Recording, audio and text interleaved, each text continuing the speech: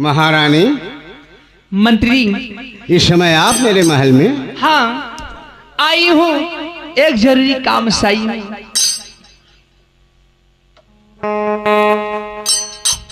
कवने करनवा रनिया आयलू मरी महलिया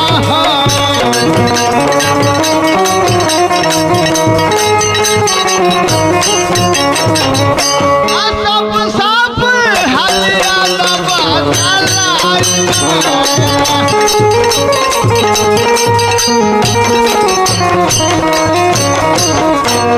अरे कवन ऐसन कमवाय रनिया, अरे हमारा सली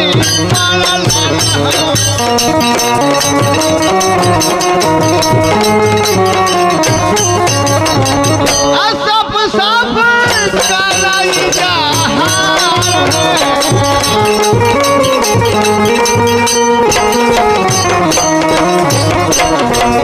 मंत्री जी, आपके पास आई हूँ तो आपसे जरूर बताऊंगी।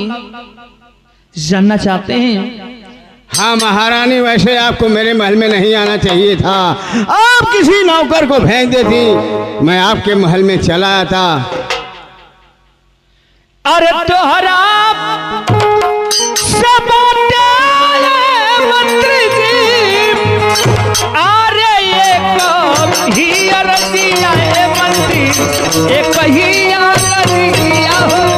अरे सुन ले ध्यान से लगाई ना हो।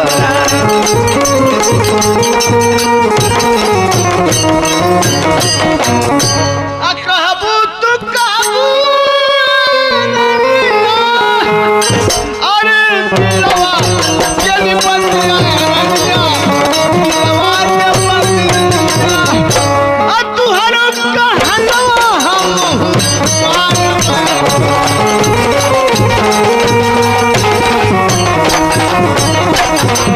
अरे चढ़ली चवनिया मंत्री जी, अरे तो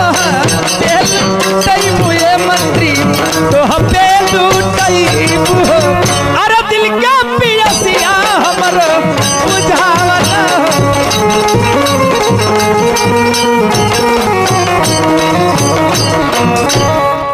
महारानी, अरे तुम्हारो कहनवा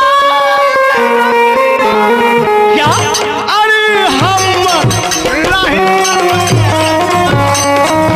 नहीं मनवा, अच्छा चली दहर हम।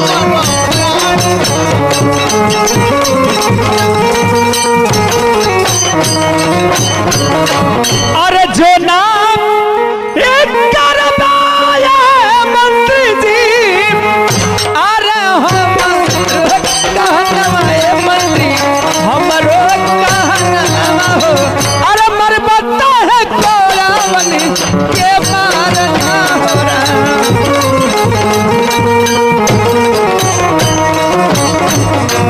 मंत्री जी, मैं कुछ नहीं सुनना चाहती हूँ। आप मुझसे प्यार करना चाहते कि नहीं करना चाहते हैं? वाह महारानी वाह, मैं इस महल में जिसको देवी जान करके पूजा किया करता था, उसका असली रूप ये है। महारानी, मैं एक परिवार से संबंध रखने वाला इंसान, और आप इस राजमहल की नई नवेली दुल्हन, अरे ऐसी बात कहते हुए आपको शर्म आनी चाहिए महाराज। शर्म? अरे मेरे राजा,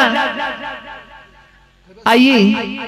आपका ध्यान किधर है? असली मधुशाला तो इधर है। मेरे दिल की प्यास बुझा दीजिए मंत्री जी। आइए आइए, गले वाह महारानी वाह, समझाने के बावजूद भी तुम वही हरकत कर रही हो। क्या प्यार करना बुरी बात है क्या?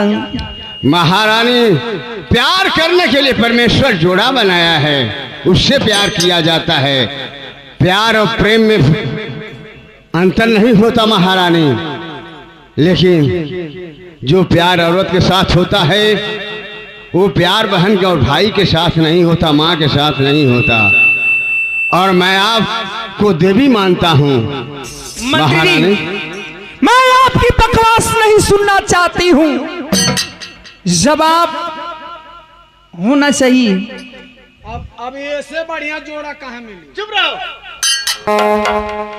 मंत्री जी, अरे ना जी अब तो हरा बिना, आई लव यू।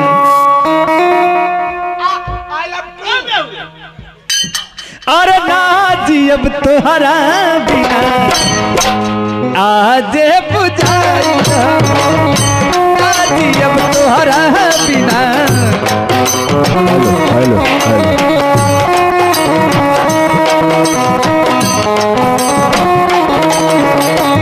मंत्री, जरा नजर से नजर तो मिलनी चाहिए। ना जी तोहरा बिना आज बुझाइल, ना जी अब तोहरा बिना आज बुझाइल है, ना जी अब तोहरा बिना आज बुझाइल। सच सच के बात हमार रवा गनगनाइल है, सच सच मान रवा गनगनाइल है, सच सच के बात हमार रवा गनगनाइल है। ना जी तोहरा बिना आज, ना जी अब तोहरा बिना आज बुझाइल है, ना जी अब तोहरा बिना आज बुझाइल है।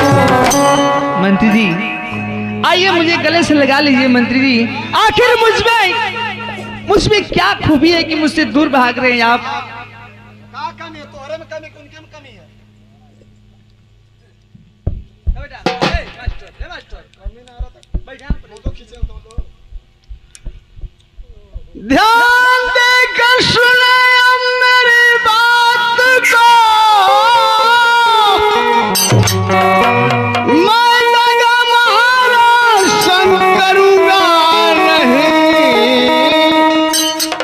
राज खुल जाएगा जिस घड़ी रानी।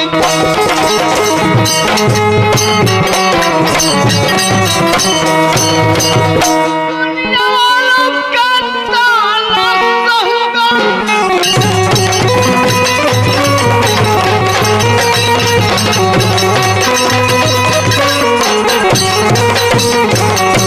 मंत्री जी, मैं कुछ नहीं सुनना चाहती हूँ। आप मुझसे प्यार करना चाहते कि नहीं प्यार करना चाहते हैं?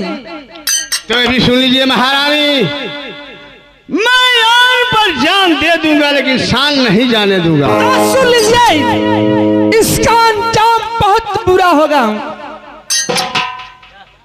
जो भी बुरा हो, जो भी मेरे जुल्म ऊपर जुल्म होगा मैं सह लूंगा महारानी, लेकिन ऐसा गलत काम मुझसे नहीं होगा महारानी। समझ गई? आप बात से नहीं मानेंगे तो सुनिए, मैं तन से सारी कपड़ा उतार दूंगी, जितने मेरे राज के लोग हैं सभी को इकट्ठा करूंगी, चिल्ला चिल्ला कर कहूंगी कि मंत्री जी ने हमारी इज्जत लूट ली। अभी भी आपके पास वक्त है, आइए मेरी दी।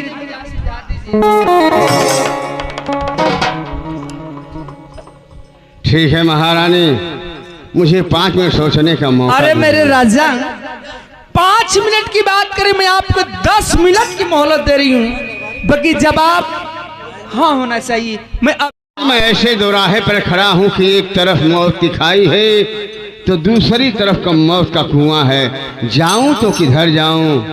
द्वारपाल जी,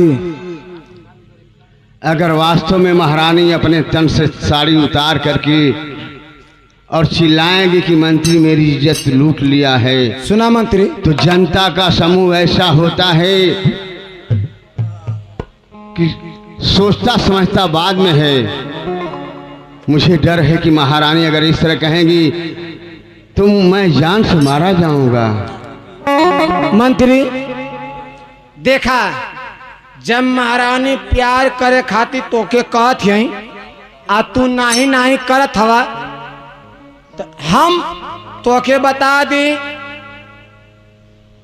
कि तोहके तो मरल पक्का, तोहके मरे के ए मारे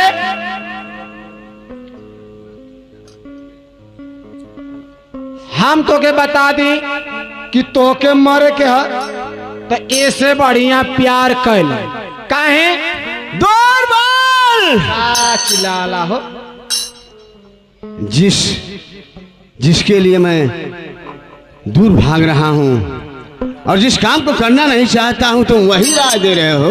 उपाय कोई ऐसी बतलाओ जिससे मैं पाप करने से भी बच जाऊं और मेरी जिंदगी भी सही सलामत बची रहे। तो सुना,